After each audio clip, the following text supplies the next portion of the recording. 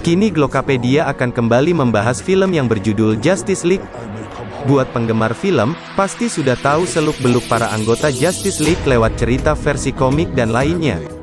Sedangkan buat kalian yang belum tahu ceritanya, biar nyambung dengan filmnya nanti, kamu bisa menyimak video ini sampai selesai. Jangan lupa dukung terus channel ini dengan cara like, subscribe, dan sebar ke teman kalian semua. Ada beberapa hal yang harus kalian tahu sebelum menonton film Justice League.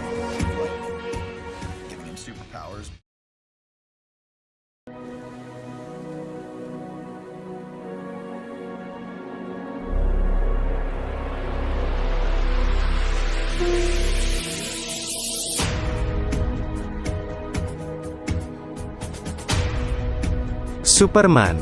Pada film Justice League, hal utama yang perlu kamu ketahui adalah tentang Superman. Pahlawan satu ini dikatakan telah meninggal saat melawan Doomsday, monster ciptaan Lex Luthor pada sebuah film yang berjudul Batman vs Superman Dawn of Justice tahun 2016. Meskipun begitu, sesaat setelah dikebumikan bahwa ada indikasi Superman hanyalah mati suri, karena pada saat itu, terlihat ada butiran tanah yang bergerak dan melayang sama ketika Superman mencoba terbang untuk pertama kalinya. Banyak orang yang menganggap bahwa Superman adalah pahlawan yang buruk, karena dia lebih banyak menyebabkan kematian orang-orang daripada menyelamatkannya. Namun yang perlu kita ketahui, bahwa kematiannya telah menyatukan orang-orang di belakangnya. Superman pun menjadi simbol harapan di film Justice League.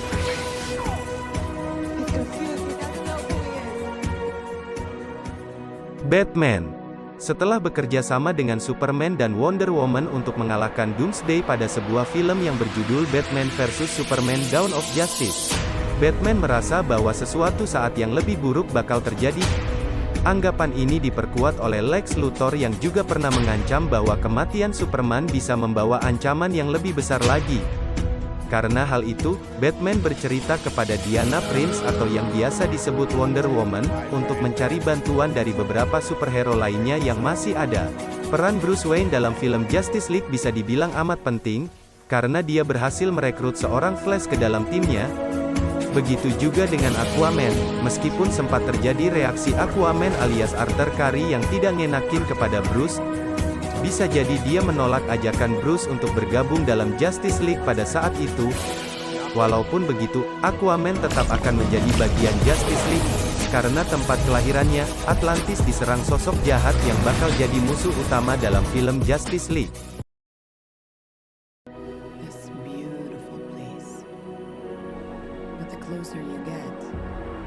Wonder Woman.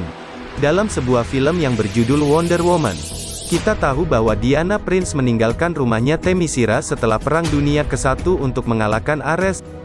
Kematian Steve Trevor dalam pertarungan melawan Ares pun bikin dia memilih untuk mengasingkan dirinya. Namun tidak lama setelah itu dia terlihat berubah menjadi Wonder Woman dan pergi ke suatu tempat yang jauh. Hal itu mengindikasikan bahwa akan ada kejahatan yang akan terjadi di tempat yang ditujunya. Bagi sosok Diana Prince, film ini menjadi momen kembalinya Wonder Woman untuk membela umat manusia. Bersama dengan Bruce, Diana akan ikut berpartisipasi melawan musuh yang akan datang. Selain itu, ada juga penampilan beberapa rekannya di Themyscira yang ikut berperang melawan kekuatan pasukan Steppenwolf. Hal menarik adalah, ini merupakan flashback ketika para demons berusaha mengambil salah satu mother box yang tersimpan di tanah Amazon yang telah disimpan pada zaman dulu. The Flash.